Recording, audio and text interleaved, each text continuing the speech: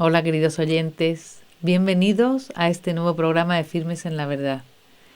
Hoy tenemos al otro lado, con imagen de las cámaras, a una persona que ya conocéis, que se llama Diego Cazzola, italiano de nacimiento, pero español de adopción, casado con una española, es joven, ya lo conocemos de otro programa, y es psicólogo, orientador del Colegio Andel, y se dedica, aparte de la educación, tiene unas vivencias por las que llega a montar algo de lo que nos va a hablar hoy.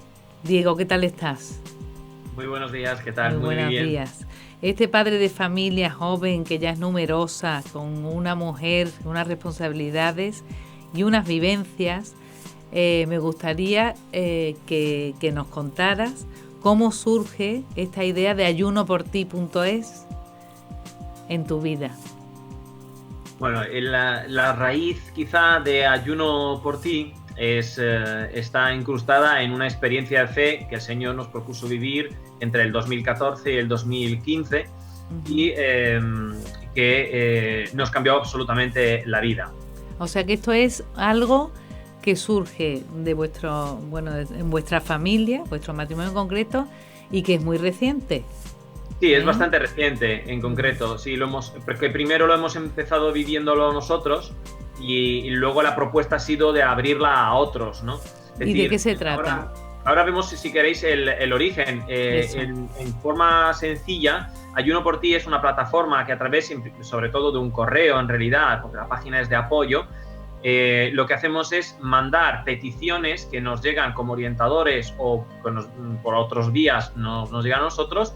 Y somos un grupo de varias personas ya, incluso internacional, entre los cuales hay incluso sacerdotes, y estamos pendientes de que venga alguna consagrada, de ayunar el miércoles a pan y agua, rezar el rosario en familia juntos, despacito, si es posible, pues de rodillas, es decir, devotamente, no mientras estás planchando, que también está muy bien, pero con otra índole.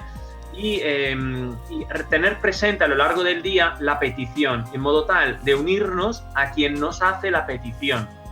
Es decir, no simplemente rezamos por alguien, sino que la idea es que alguien nos pide rezar con él. Es decir, el que propone es el mismo que reza, ¿sí? ¿Se entiende? Entonces, Sí. por una parte promovemos el ayuno, por otra parte solicitamos gente que se una para ayunar, por lo tanto, con nosotros, pero por otra lo que hacemos es fomentar que la gente pues se convierta más. Porque en definitiva... Te voy a interrumpir porque ese ayuno a pan y agua suena fortísimo hoy día. ¿Cómo hacéis ese ayuno? ¿Cómo te puedes mantener? ¿Qué haces? ¿Nada más que 3 comidas, pan y agua? Pues sí, no, yo personal, bueno, cada uno luego lo puede hacer un poco como puede, porque si es verdad, por ejemplo, tenemos algunos ejecutivos, que es muy curioso, pero son unos empresarios que viajan mucho, tienen comidas de trabajo, Y no y si les pueden. toca, claro, si les toca en el miércoles, ellos mismos lo hacen el martes, lo mueven a otro día, ¿no? Otros simplemente pues se acaban de iniciar en el ayuno, entonces no lo saben hacer, entonces nos preguntan, entonces desde la web les contestamos, les ayudamos, siempre les ponemos en mano primero a un director espiritual para que lo siga y luego les promovemos el empezar pues por una comida, pues a la hora de comer, coges un buen cacho de pan, lo comes, lo bendices, te acuerdas de la petición y ya está, ¿no? Y luego adelante. Claro, luego por la noche empiezas a tener gusanillos, no sé qué, algunos comen y ya está. Y los que son más fieles, más fuertes, pues lo intentan hacer desde la mañana. Y, Yo, por ejemplo, a mí me sienta muy mal el pan, entonces prefiero no comer nada por la mañana y directamente, pues luego a la hora de comer, pues me como un cacho de pan, bebo un poco de agua y a la cena otro cacho de pan, otro vaso de agua y a dormir después de las oraciones. A mí me sienta mejor así. ¿Y por qué el ayuno? ¿Por qué tiene que ser con ayuno? No solamente porque, bueno, ayuno por ti va unido a la oración, pero ¿por qué le dais este énfasis al ayuno? Bueno, el Señor ha dicho que hay demonios que solamente se van con ayuno y oración. Y Lucía y yo nos hemos encontrado con que podemos literalmente ver ataques del demonio a pacientes que ni siquiera saben que son atacados, que ni siquiera creen y que no les puedo pedir yo a ellos que recen. Entonces empezó porque nosotros rezábamos por ellos. Entonces, cuando íbamos a las tutorías y sabíamos casos muy duros, pues donde, no sé, por poner un caso que se entienda, ¿no? Pues el padre, pues que ha estado violando a la hija durante mucho tiempo, la hija lo dice en voz alta, la mayor se da cuenta de que al decirlo, pues también la pequeña había sido violada, entonces decide suicidarse y el padre se va a la cárcel y el niño pequeño lo tengo yo y le pasa no sé qué. Eso no se resuelve con pautas, ni con comunicación, ni con terapia. Hay heridas que evidentemente te destrozan el interior y que solo Dios puede sanar. Solo una gracia especial puede penetrar en una familia hasta el punto de sanarla. Todo el mundo puede perdonar de la voluntad, luego perdonar de corazón y tener la sensibilidad otra vez orientada cuando hay, por ejemplo, infidelidades o casos como estos de violaciones, pues es muy complicado. De ahí hay que pedir más y hay que pedir como hermanos, juntos. Entonces lo mejor que se nos había ocurrido era pues unirnos, como se dice, oye, reza por nosotros. Nosotros lo hacíamos con unas monjitas que les tenemos, unas carmelitas que tenemos en Pando de Ruilova. Les tenemos muchísimo cariño, nos conocen desde hace muchos años, desde antes que nos casáramos, y a veces le pedíamos rezar por nosotros, ¿no? Pues ahora hemos pensado, vamos a rezar todos juntos también por esto, sí. Esa es la idea. ¿Y habéis notado esa ayuda después del ayuno, si es eficaz? Sí, no tenemos tanta trayectoria como para ver milagros debido al ayuno y tampoco podemos saber si es por eso. Sí es cierto que hubo un caso que nos pidieron una intervención a corazón abierto de un niño pequeño y rezamos por él y cuando fueron a abrirle no encontraron nada y no tuvieron que abrirle. De allí que haya sido por nosotros no lo sé. Yo doy gracias a Dios y ya está. Sí. Oye, y entonces, ¿esto cómo empieza? ¿Tú veis que es algo que Dios os sugiere, ¿no? O que os pide, y empezáis a ver que la oración con el ayuno es fundamental, ¿no? Sí. Y bueno, porque cuando empecé solo yo, porque mi mujer estaba dando el pecho y estaba embarazada. Y empecé yo y se hacía muy duro.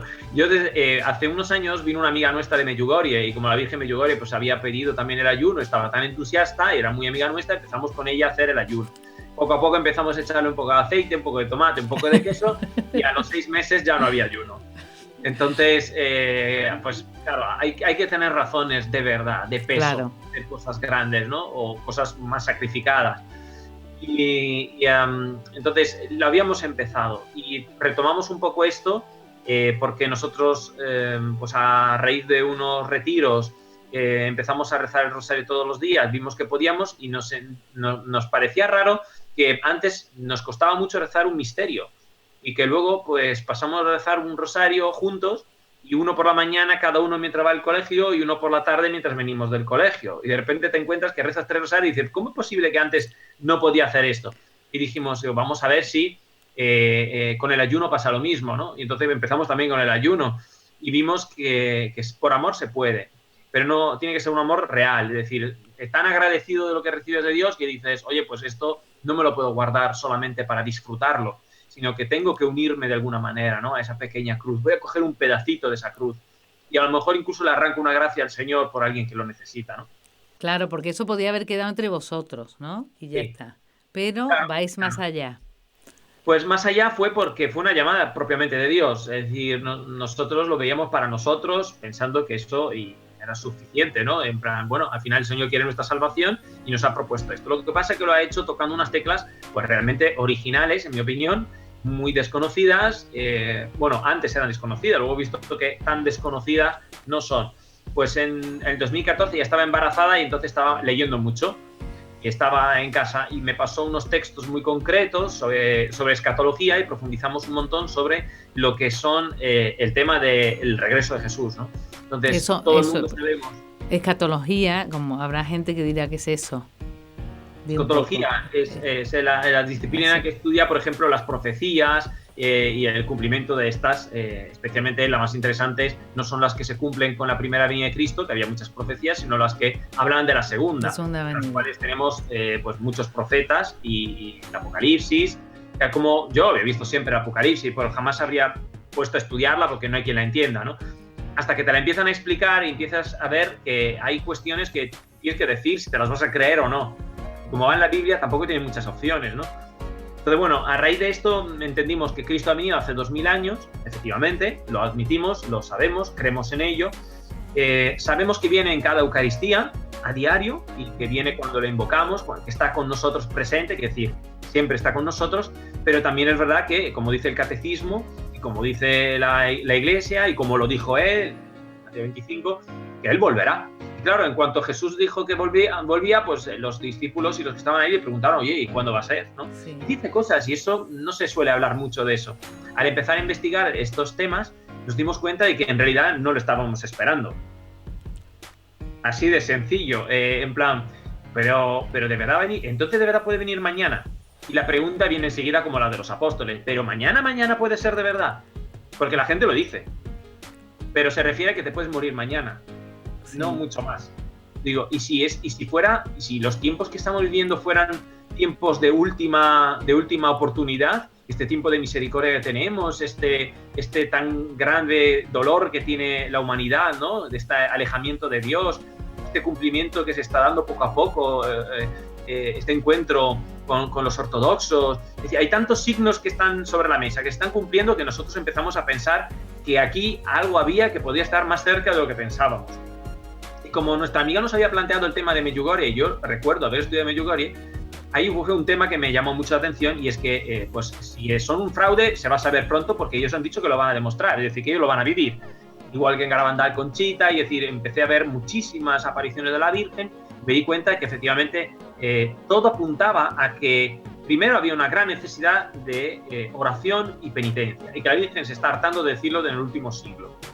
Y que solo eso es suficiente hacer ayuno, porque la Virgen lo dice, ayunad y rezad, rezad el rosario. Lo ha dicho Juan Pablo II, lo han dicho muchísimos papas, muchísimos santos. No hay un santo que no haya hecho ayuno. Uh-huh. De hecho, una de las quejas de los ortodoxos que recoge Benedicto XVI en unas catequesis sobre la Cuaresma de hace unos años, precisamente decía que un patriarca le había comentado que la Iglesia, desde que dejó el ayuno, que no lo veía bien. Y lo retomaba diciéndole que estaba de acuerdo. Efectivamente, el ayuno lo hemos perdido el sentido. La Cuaresma antes eran 40 días de ayuno y ahora nos hemos limitado a 2 días. Y algunos dicen, vamos a hacer 3. Y cuando has hecho 3, ¿qué? Y por hacer es decir, hombre, si hacemos lo que hacían antes, que era 2 días a la semana, ya a lo mejor podemos descubrir el significado del ayuno y también su fuerza. Porque si lo hacemos de verdad con fe, realmente tiene que tener la fuerza que el Señor nos ha dicho. Entonces, si no conseguimos nada es porque no lo estamos haciendo bien. Bueno, entonces, claro, eso también quería yo que aclararas, que es un ayuno no de forma, no vacío, sino del corazón contrito y humillado, ¿no? Que eso no lo desprecia el Señor. Hay mucha resistencia psicológica que parte del presupuesto que mejor que el ayuno es hacer obras de caridad. Y bueno, pues nuestro lema es, tú haz el ayuno que te saldrá mejor la obra de caridad. Claro, es decir, una cosa no quita la una cosa a la otra, sino de que si una persona tiene un corazón realmente agradecido hasta el punto de aceptar dolores innecesarios, no solo los necesarios, sino los innecesarios, como una privación de la comida, del gusto, que no es solamente comer pan, es privarte del cigarrillo, del café, es decir, implica muchas cosas, ¿no? Y además tiempo para rezar, para darte cuenta de tus hijos lo que necesitan. Es decir, si una persona lo vive de esta manera, seguramente sea más escuchado y tenga mejor encuentro con Dios, y por lo tanto, el Cristo que quiere actuar a través de nosotros en la obra de caridad, que no somos nosotros, será más pleno, seremos más transparentes al amor de Dios. Que la Virgen María es guapa no porque sea mujer ni porque sea la mejor, sino porque es transparente el amor de Dios, y cuando le vemos, pues vemos mejor amor de Dios. Evidentemente lo vemos transparente, por eso es tan brillante, tan guapa en todas las apariciones, o todos los que han tenido una experiencia maternal de la Virgen María. Yo estoy convencido de eso. Entonces, de allí está un poco el tema. Entonces, el Señor nos pidió buscar el encuentro de Dios en el matrimonio y hacerlo fuerte, y luego nos propuso escribirlo y proponerlos a otros para que otros caminen. Entonces, ahora pues tenemos una especie de estatutos donde recogemos el estilo de vida, y la idea es meterlos en página web para que se pueda proponer como una espiritualidad capaz de dar respuesta al sacramento del matrimonio. Porque hasta ahora Santa Clara hacía ayuno todos los días a pan y agua y solamente comía normal el 25 de diciembre. Y la gente dice, claro, pues que era santa. Yo digo, ¿y qué pasa con el matrimonio? Que no estamos llamados a la santidad. A ver, yo no puedo hacer todos los días ayuno, efectivamente. ¿Por qué? Porque yo tengo que estar en pie.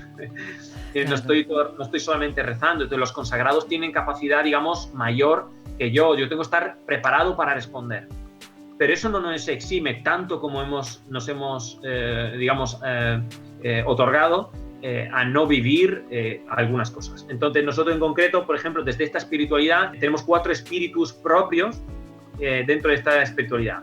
Primero es el espíritu de sacrificio que se ha perdido, voluntario. Ahí tenemos desde el ayuno, que es una de las puertas, es ayuno por ti, que va a ayuno de comida, pero que refiere también a otros tipos de ayuno, que son muy difíciles de entender, que no están en ayuno por ti porque quizá es mucho pedir, pero que nos encantaría hacerlo desde la otra perspectiva, ¿no?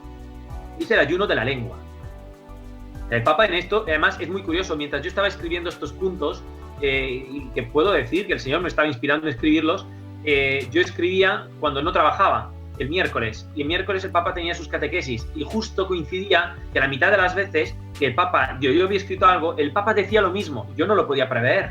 A mí eso me certificaba que eso era así. Entonces decía, tenemos que ayunar de críticas. Y llegaba el Papa y decía exactamente que nos tenemos que morder la lengua y no criticar al hermano. Es decir, fue todo así, fue espectacular. Fue una de esas experiencias que no se pueden contar, pero que me ha cerciorado el camino que era del Señor, ¿no? Las cosas que pasaron luego. Pero la cuestión es que tenemos el ayuno entonces de comida, del idioma, del hablar bien, de no utilizar chistes verdes, de no ser soeces cuando se está hablando, de recuperar la pureza en el lenguaje, de ser justos en lo que estamos diciendo, no decir por decir las cosas, buscar siempre el bien y la verdad por el hermano, incluso no decir una verdad si el otro no está preparado para recibirla, y pensar primero si la tienes que decir. Esto es un esfuerzo diario que no se improvisa y que pues, nos cuesta a todos, ¿no? Es un ideal que tenemos que perseguir. Luego está el tema de la abstinencia, que va desde no comer carne todos los viernes del año a a no tener relaciones sexuales los viernes. Es decir, es curioso que la carne no se refiere, en concreto ya en la familia, en el matrimonio, a comer pescado porque sí. Es un respeto a la carne de Cristo que murió el viernes en la cruz. Se le puede dar muchas interpretaciones. Este es el que más me gusta, el que más me ayuda realmente a profundizar y le da sentido mayor, ¿no? Entonces, claro, esto evidentemente la carne no es proteína. La carne es un concepto más amplio que afecta también al cuerpo, ¿no? Todo el cuerpo tiene que vivir ese ayuno, tanto en la comida como en la sexualidad, como en la boca. Y luego el tema de la oración continua. No se trata de ahora voy a rezar, sino la idea es que mientras estás haciendo todo, estés en oración. Eso no quita que hay momentos de oración muy concretos donde leas la Biblia, donde puedas leer las lecturas, sobre todo del día de hoy. Yo estoy suscrito, por ejemplo, al Vatican News, donde ponen el Salmo de hoy, pues lo rezaré ese. Desde luego está el Rosario, está el rezo del Ángelus, no como lo rezamos en los colegios, ¿no? Que mientras están preparando la mochila están rezando, ¿no? De pararte, recogerte un momento. Está la misa diaria, si se puede, evidentemente, con esa intención de llegar un poco antes y quedarte un poco después. Enseguida empiezan a temblarte las piernas porque tienes que irte rápido, darte cuenta de que eso es una tentación, permanecer. Evidentemente la bendición de la mesa. Otra cosa muy desconocida es la bendición de los hijos antes de acostarles, incluso con una oración que los padres pueden, porque tienen la potestad de hacerlo y el don, una específica para cada hijo. Y los niños pues reciben su bendición y uno necesita una cosa y uno necesita otra, se la hago yo, ¿no? Luego tenemos, con esto, el sacrificio voluntario. Luego tenemos la castidad matrimonial. Ahí es precioso porque si no lo dice un matrimonio que intenta vivirlo, creo que pocos sacerdotes van a poder meterse donde me he metido yo. Bueno, la Iglesia ahí encuentro yo que es muy sabia, porque claro, tú libremente, se supone que es un matrimonio, si lo estás viviendo cristianamente, es sobre una base basada en el amor de Dios, ¿no? Entonces, claro, todas estas cosas que tú dices son consecuencias, pero bueno, es verdad que no se habla de ello y que un sacerdote no va a hablar porque no sabe de lo que va, pero mejor que el matrimonio, tienes razón, pero bueno, a mí me parece que eso es sabiduría. ¿Qué? Monseñor Munilla, por ejemplo, ha escrito un libro ahora muy interesante, de Aprendamos a Amar, Teen Stars, un programa de educación afectivo-sexual. Nosotros somos monitores de varios programas, nos los hemos hecho todos buscando la solución a esto. Yo algunos me los he hecho 2 veces. Y lo que vemos es que se pueden llegar a quedar cortos a nivel matrimonial. Sí, con los adolescentes se está trabajando mucho, Sí. Pero claro, hay preguntas que cuando yo personalmente me doy cuenta, pues yo hablo con matrimonios y a veces hablo con las madres. Y a veces me he atrevido a preguntar por las relaciones sexuales y me doy cuenta que hay una relación muy, muy estrecha entre el tipo de relaciones sexuales que tienen y los problemas conyugales. No es un problema de comunicación el que está en el matrimonio, es un problema de ascesis, es un problema de no querer crecer. Claro, porque debe ser una unión no solamente física, sino del alma, ¿no? Espiritual, de la persona completa, claro, y es esa doble dimensión que tiene que estar ahí, claro, muy interesante. El secreto está en identificar que ese acto sexual parte de la unión, no busca la unión, porque si no, por ejemplo, cuando están mal, se reconcilian y tienen relaciones. Sí, pero eso no es lo que estoy diciendo. Yo estoy diciendo que precisamente primero resuelves los problemas, rezas mucho, lo discutís bien y cuando estáis en unión tenéis una relación sexual. Entonces Dios hace como con Adán y Eva antes del pecado y entonces está en ellos. Y ellos no se avergüenzan de nada, absolutamente de nada. Tiene que santificar ese acto y eso significa casarse por la iglesia. No significa simplemente ir a misa los domingos y luego ya vemos lo que hago yo en mi casa. Es importante tener eso unido. Me dan un toque, nos quedan 3 minutos, pero sigue, tenemos a ver qué más cosas nos faltan de... Solamente con los últimos dos puntos de la espiritualidad, que es la austeridad, propiamente, es decir, los vicios. ¿Es malo fumar? No, si hay obispos y curas y seguramente santos que fumaban, pues muy bien. Pero yo estoy hablando de que se puede entender el quitar el vicio como un trabajo ascético importante. Es decir, no tiene ningún sentido, en mi opinión, hacer ayuno los viernes de carne y tirarte a 4 cafés y con cigarrillos y viendo películas. Y digo, hombre, busca primero las cosas más importantes y luego vas quitando los detalles, ¿no? Pero empieza también por quitar los detalles cuando quieres hacer cosas gordas, es un poco las dos cosas a la vez. Entonces, bueno, los vicios, vivir un poco con la sobriedad, estar atentos al consumismo de hoy, que nos invita a comprar las cosas sin necesidad, por ejemplo, evitar un poco las fiestas mundanas, como pasa, por ejemplo, con el carnaval. El carnaval, evidentemente, se ponían máscaras porque en Venecia se tiraban, se acostaban y no querían saber nada de responsabilidades y era un culto a la carne. Hombre, sabemos que cuando vivimos carnaval vivimos eso. De otra manera, seguramente, y entonces hacemos una fiesta en la parroquia. No es lo mismo, evidentemente. Pero sabes que el origen es malo. Hay muchos orígenes, como decía el formador del seminario en una charla que dio en Juan Pablo II hace poco, y decía, por ejemplo, la homeopatía es muy buena, pero su origen es masónico. Entonces uno se tiene que preguntar, si empieza del mal, ¿puede ser bueno? Hombre, puede que no veamos mucho los males, pero de allí a que sea bueno, cuidado. Lo mismo pasa con el Reiki, lo mismo pasa con el yoga, lo mismo con todas estas tendencias que son de la nueva era, que se están metiendo dentro. Pues nosotros proponemos una atención muy, muy prudente ante estas cuestiones. Luego, último, es la obediencia y la humildad a la Iglesia. En concreto, por ejemplo, no criticar, lo mismo que estaba en el ayuno de la lengua, no criticar en concreto al párroco. Es una de las cosas que a veces puede costar mucho, porque es el que más conoces y te dice, qué homelía, ese no entiende nada, pero ¿por qué está haciendo esto? Pues te muerde la lengua, rezas por él, te ofreces en ayuda y te callas. Y punto. Es que no puedo, no lo aguanto. Y digo, pues ya sabes que te viene muy bien el ayuno de boca. Creo que es un trabajo fuerte, pero creo que lo necesitamos. Necesitamos hablar del martirio a los niños, de entender que el martirio es un tema que hoy en día está muy en boga porque evidentemente nuestros hermanos en Oriente lo están sufriendo, pero que les tenemos que acompañar también entendiendo lo que no sabemos si en unos años estos realmente consiguen venir aquí y uno no se prepara estas cosas del día a la mañana, por lo tanto también tenemos una vocación a preparar a la entrega, digamos, de los niños a Dios.